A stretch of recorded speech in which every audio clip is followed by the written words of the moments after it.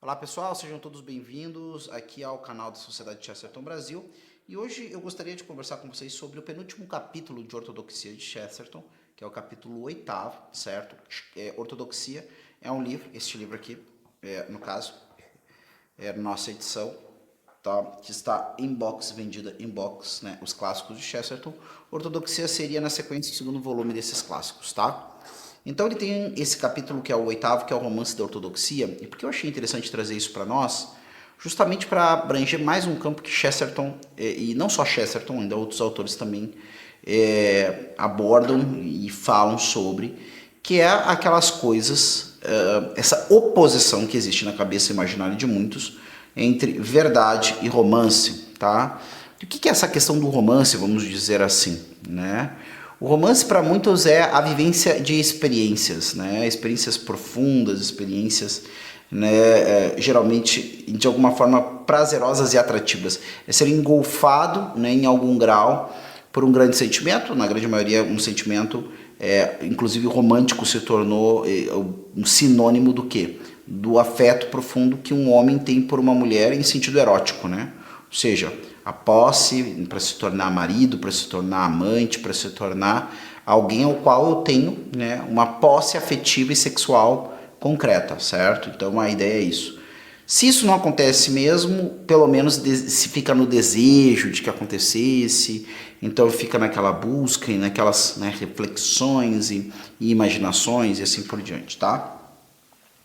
Então, uma ideia do romance está muito envolvida com isso, com a questão desse amor erótico entre homem e mulher, tá?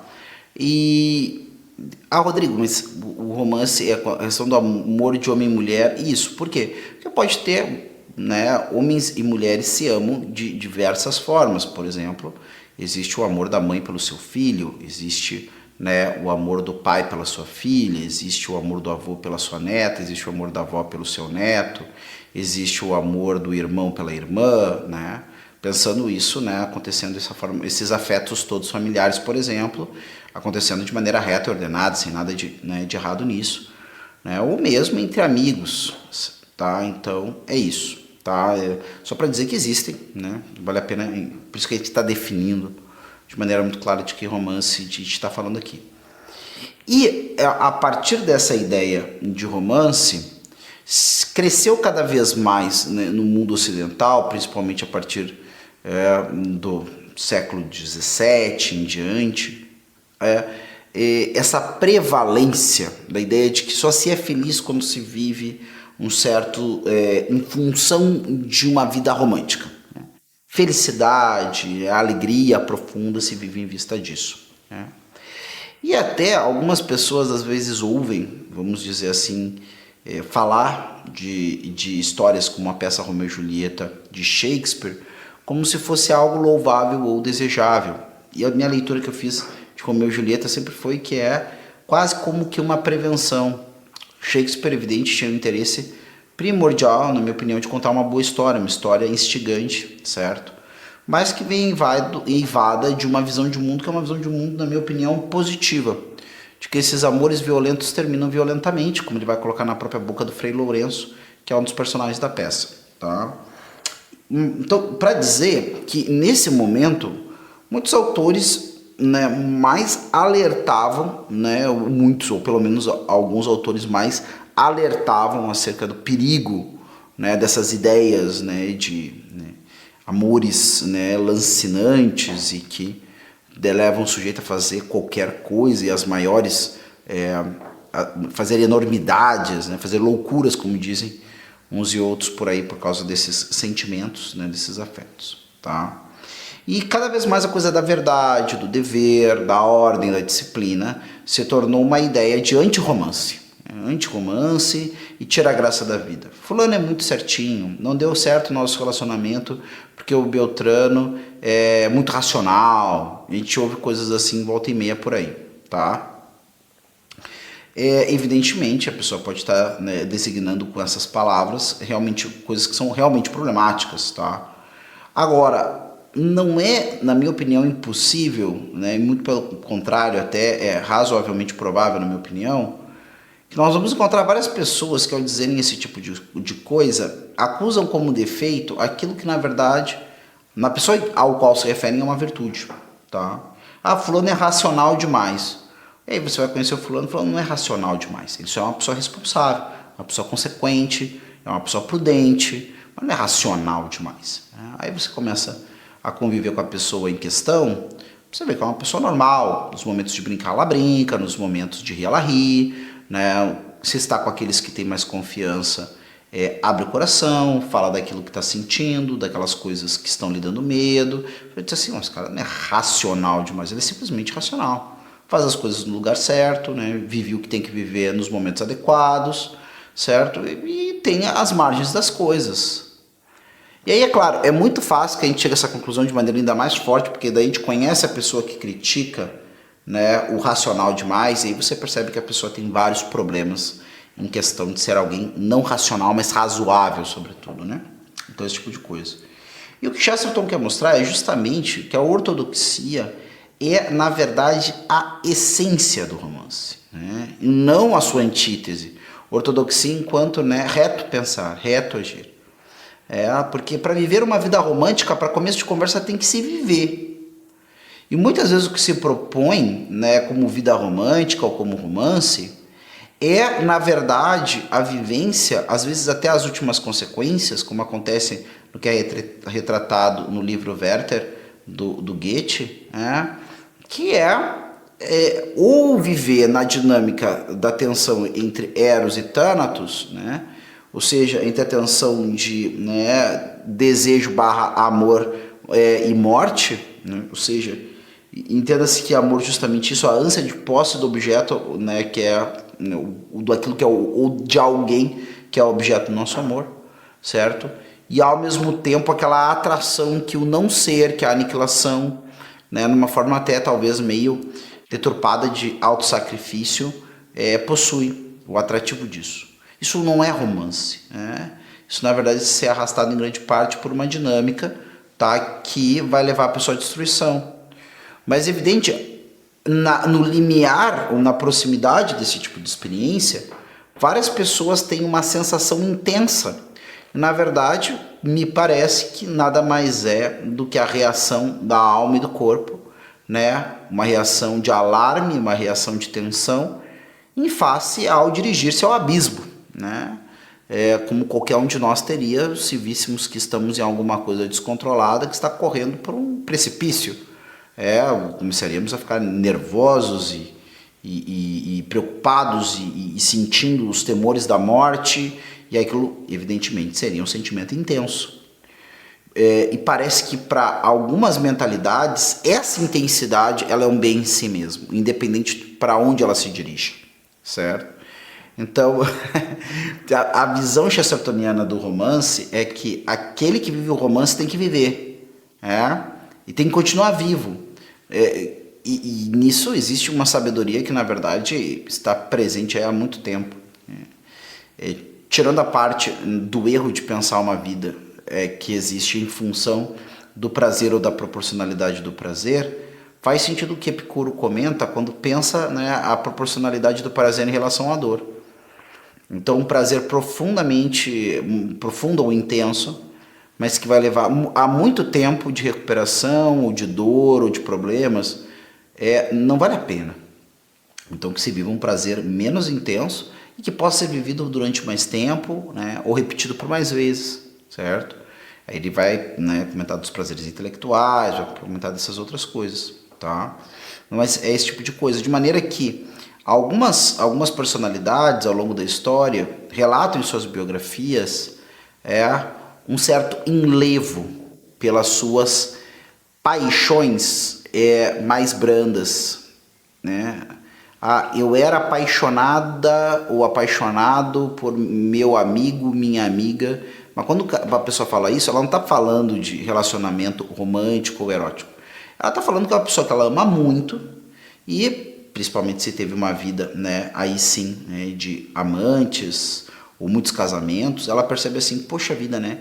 Quanta alegria, ou sempre me deu alegria, né, a relação com este ou aquele amigo, né? Enquanto, né, olha, o namoro tal, o casamento tal e assim por diante, sempre foram fontes de quê? De problemas, de frustrações, né, de grandes dilemas. Durante um certo período se vive como que numa lua de mel ou num mar de rosas, mas depois porque, claro, também se entende mal qual é o sentido do casamento, assim por diante. O resto são frustrações, preocupações e medos. E as relações de amizade, justamente porque é um amor que não busca possuir, busca, na verdade, né, um companheiro, né, alguém que comigo caminha o caminho da vida, né, mas não é alguém que me possui nem que eu possuo, é alguém que caminha ao meu lado livremente. Então se percebe, opa, mas as amizades sempre trouxeram, né, para mim grandes alegrias, e aí acaba se fazendo ou melhor, se acaba percebendo essa virtude própria, né, do amor de amizade. É evidente que isso, né, de alguma forma um erro, tá? Algumas pessoas que por vocação específica vão abrir mão do matrimônio e assim por diante, e vão ter na sua vida a amizade, os seus amores humanos serão amizades, estarão no mundo da amizade ou da caridade propriamente, certo? Isso é uma coisa. A outra coisa é o fato de que a pessoa pensa, né, mal, né, do casamento, dos relacionamentos, justamente porque os vive mal, né? Não, bom mesmo é o amor de amizade. Não, o amor de amizade é maravilhoso, né? Mas, sim, normalmente faz parte da vida de alguém esse amor de posse, assim, que leva alguém a um casamento, por exemplo, tá?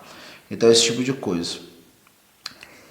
E Chesterton começa, então, começando aqui a nossa conversa sobre o 8º capítulo de Ortodoxia, vive-se reclamando do tumulto e do afã da época, a grande marca dos tempos, não obstante a fadiga e o desânimo profundo.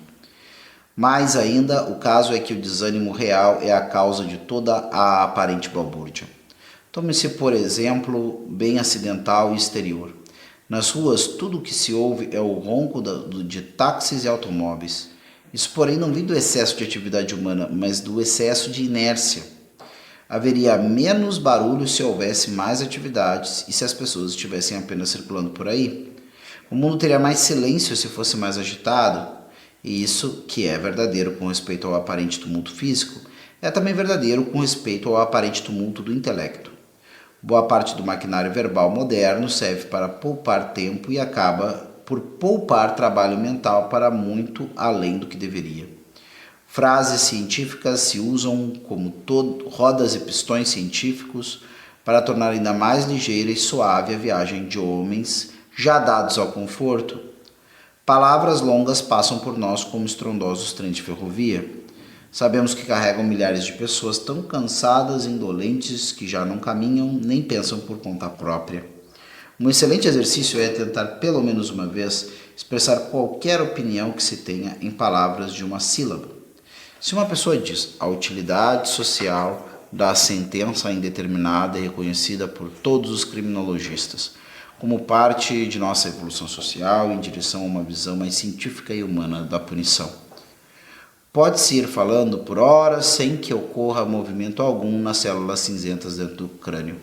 Mas se a pessoa disser, quero que Jones vá para a prisão e que Brown diga quando ele deve sair, ela vai descobrir um frêmito de horror que está obrigada a pensar.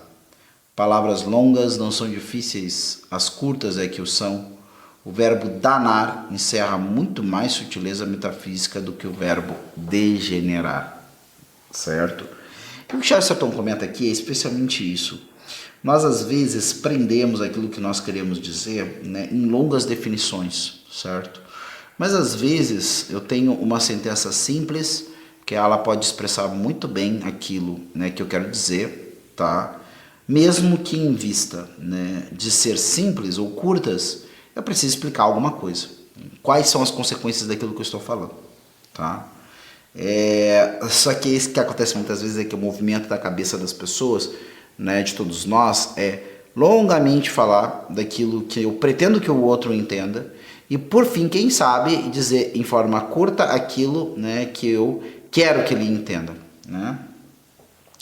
Porém, esse palavrório reconfortante que poupa tanto trabalho mental aos modernos tem um lado especialmente malsão e confuso. A dificuldade surge quando a mesma palavra é empregada em contextos estranhos entre si, designando coisas muito diferentes. Para dar um exemplo bem conhecido, o vocábulo idealista tem um sentido na filosofia e outro na retórica moral. Do mesmo modo, os materialistas científicos têm razão ao reclamar da confusão que se faz em torno do termo materialista, que tem tanto sentido de teoria cosmológica quanto o de insulto de cunho moral. Trazendo um exemplo ainda mais banal, o cavalheiro que detesta progressistas em Londres costuma denominar-se progressista na África do Sul. Tá? Então a gente vê isso, né? E o próprio Chesterton, lá no começo, né, do capítulo, trouxe algo que é interessante, certo? Que é justamente o fato de que nós também precisamos de um determinado tipo de atividade que nós não deveríamos delegar a outro, né, ou mesmo a alguma coisa, tá? Ou seja, é justamente essa atividade, inclusive a atividade intelectual, que nos coloca no compasso de permanecermos exercendo aquelas faculdades que são muito nossas, né, ou praticamente entre todos os seres visíveis, exclusivos, ou melhor, entre todos os seres visíveis, exclusivo ao ser humano, que é a coisa de pensar e decidir acerca das coisas que se pensou. Tá? Então, e isso evidentemente acaba atualizando na pessoa o que são perfeições próprias de um ser humano. E o mais curioso é isso, né?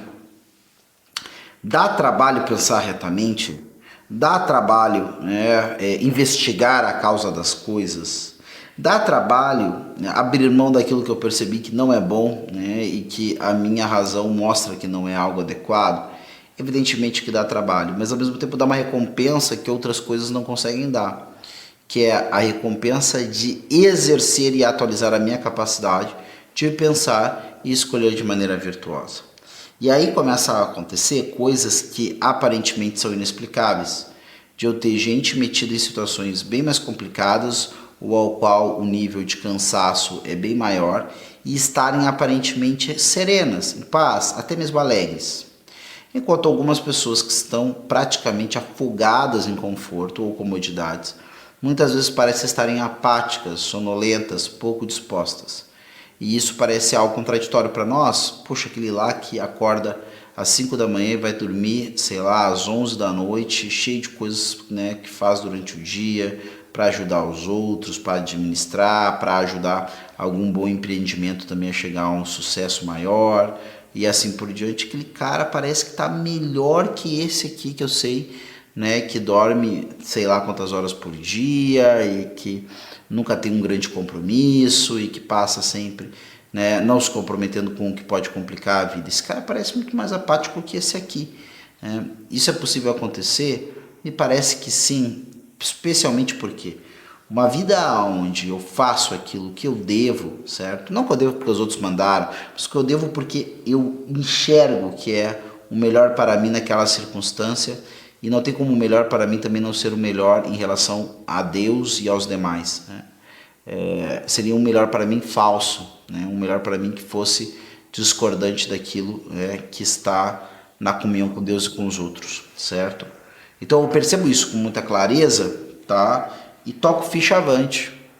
E muitas vezes, parecendo que eu estou passando um trabalho, um labor, um sofrimento maior que os outros, eu externo maior felicidade. Porque a felicidade do ser humano não está propriamente em não passar trabalho.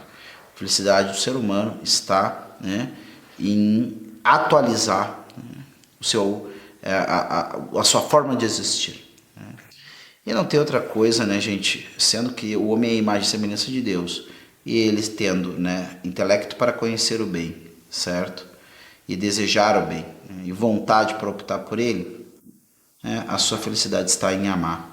E a forma mais bonita de amor, a forma mais completa de amor é quando o homem encontra aquela verdade suprema pela qual, né, vale a pena viver, né, e mesmo vale a pena morrer, quando a opção é viver uma vida, né, divorciado do bom, do belo, do verdadeiro, certo? Eu vou ficando por aqui, quero continuar com vocês em outro momento essa nossa conversa a partir do capítulo 8 de Ortodoxia.